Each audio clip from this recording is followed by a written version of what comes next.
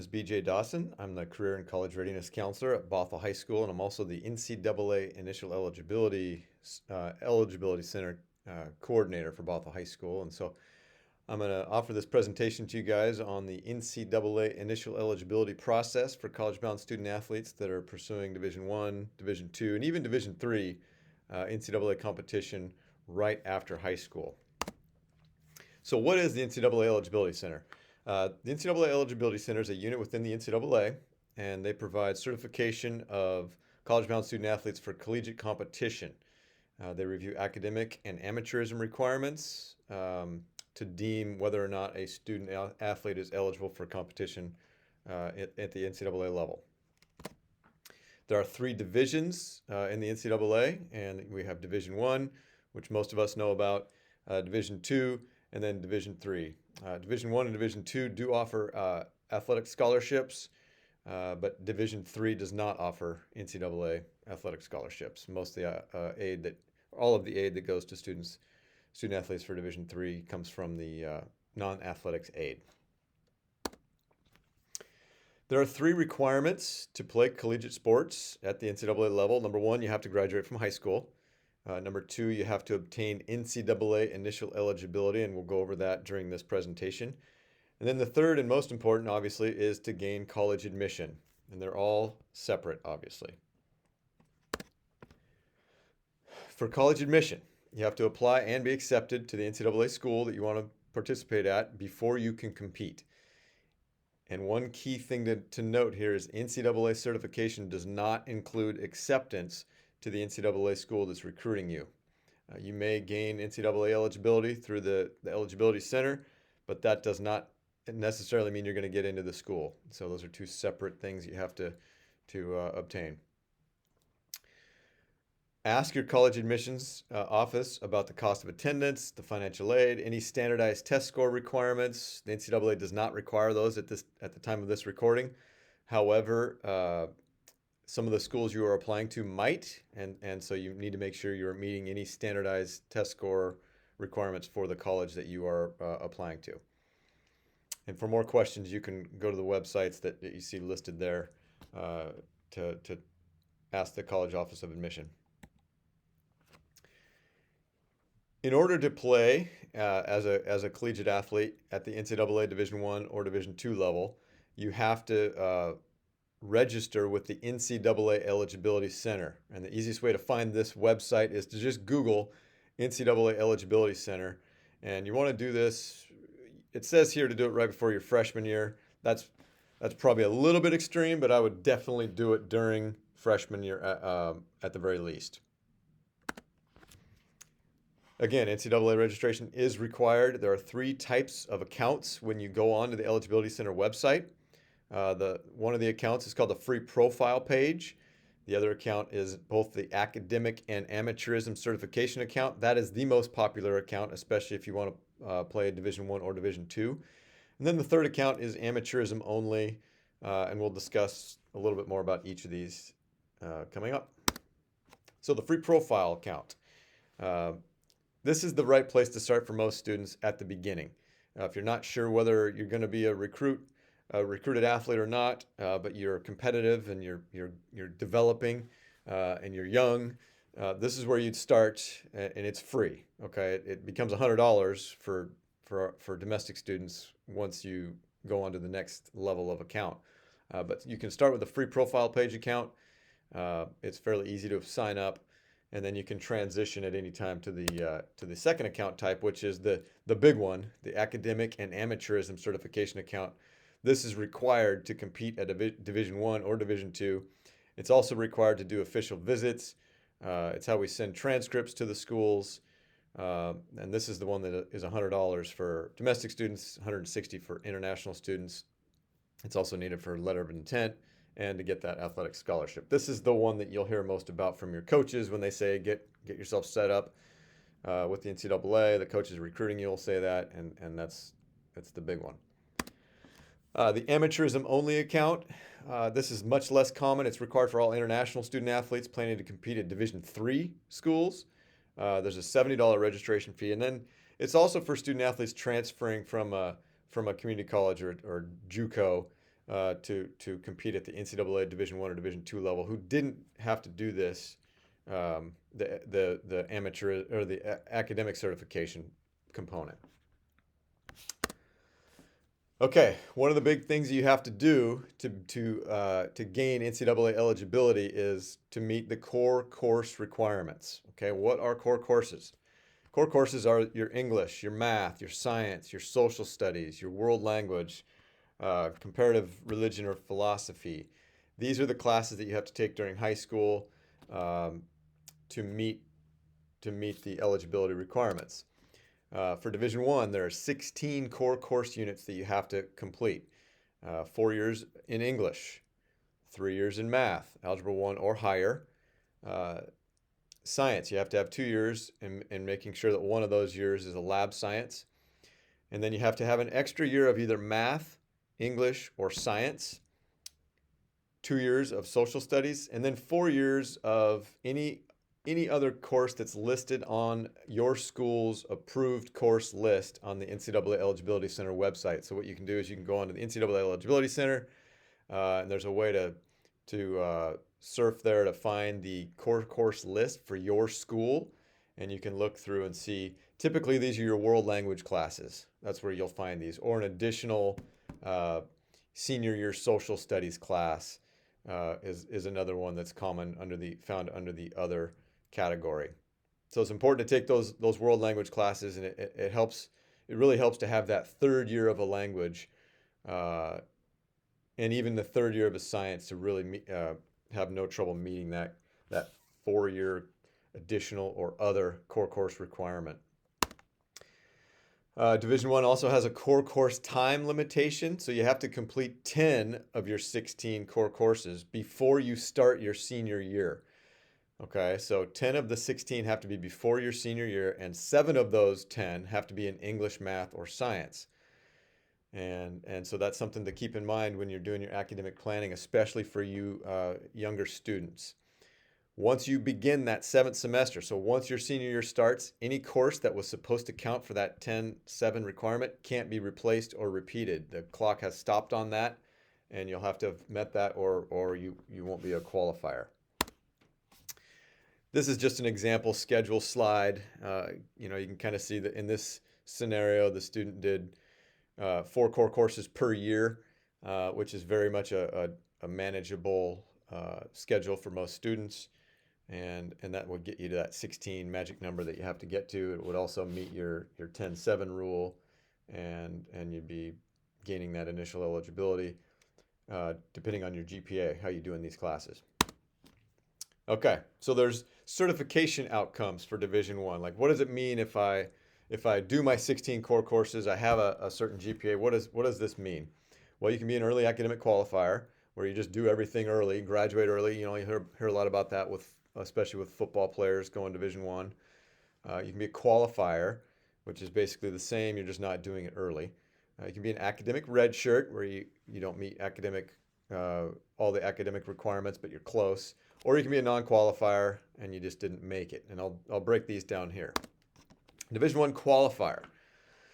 So a Division I qualifier means you completed all 16 core course units on time, graduated on time, everything was met, the 10-7 rule was met, and you had a 2.3 GPA in those core courses. Okay, they don't calculate PE, art, things that were outside of that 16 core courses. They only look at your GPA in those 16 core courses. So it's very important to do well in your English, your math, your science, your social studies, your world history classes, because those are the ones that are going to be qualifying or counting towards your GPA for the NCAA.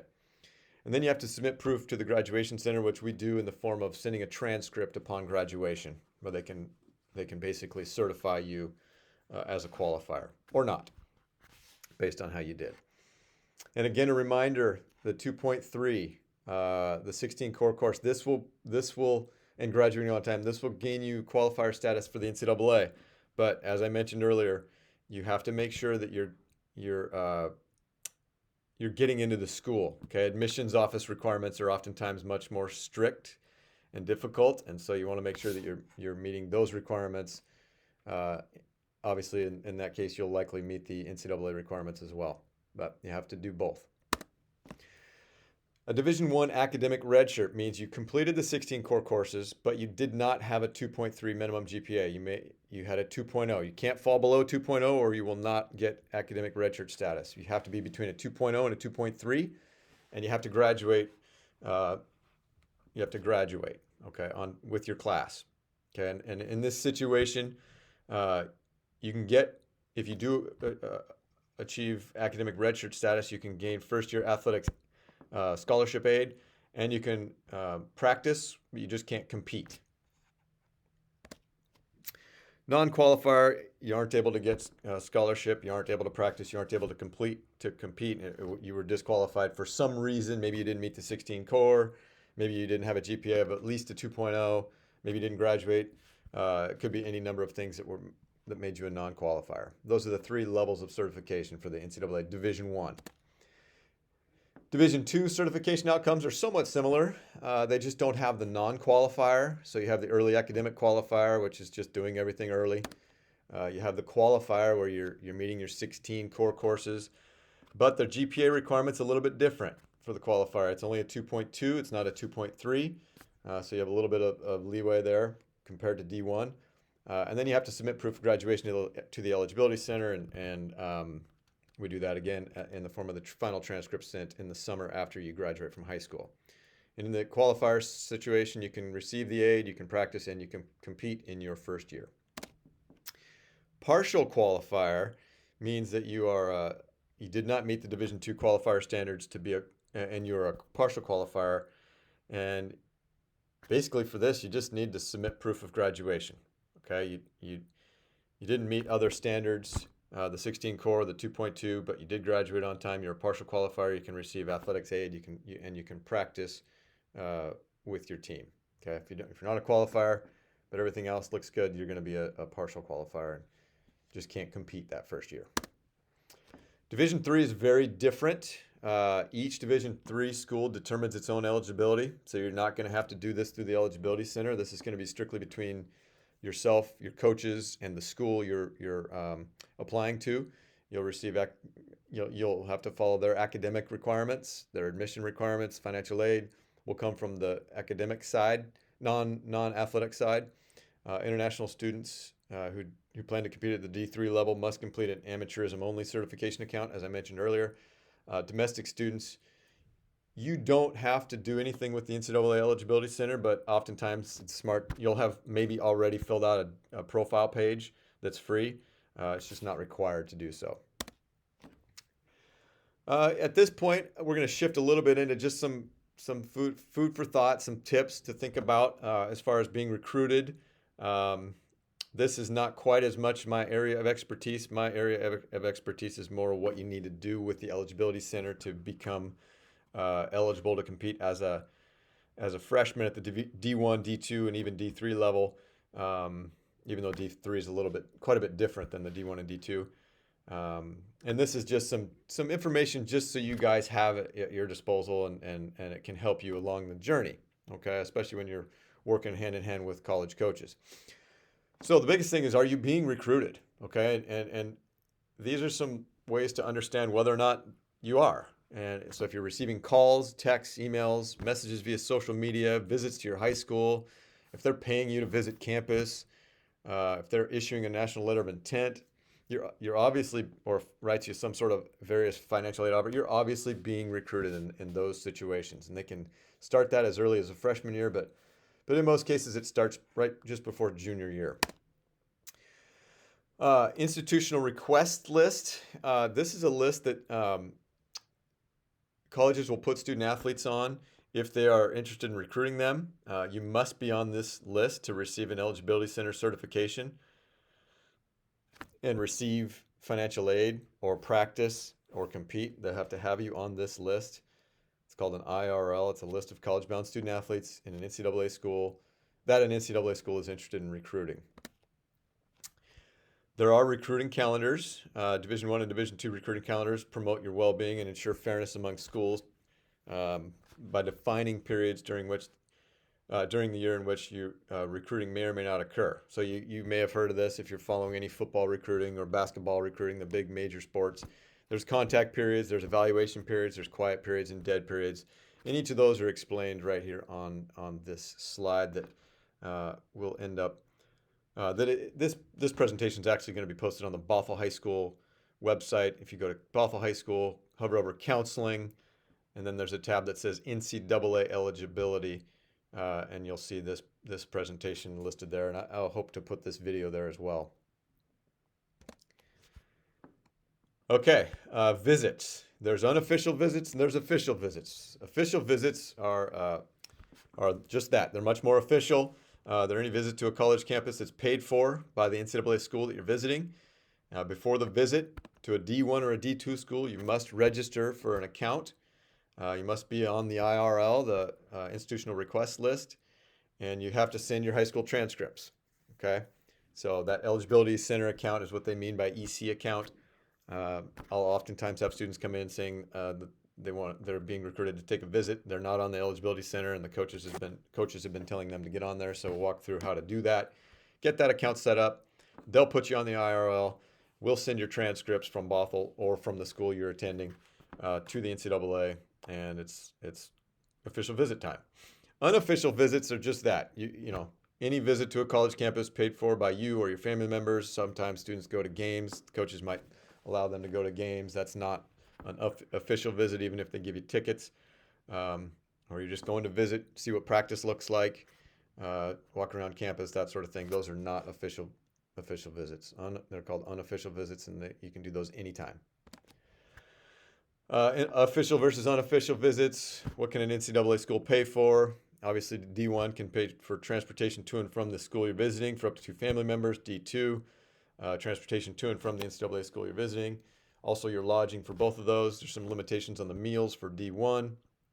Division 3, official versus unofficial. Your transportation to and from will be an official. Your lodging, all that stuff is covered on official visits to D1, D2, and D3.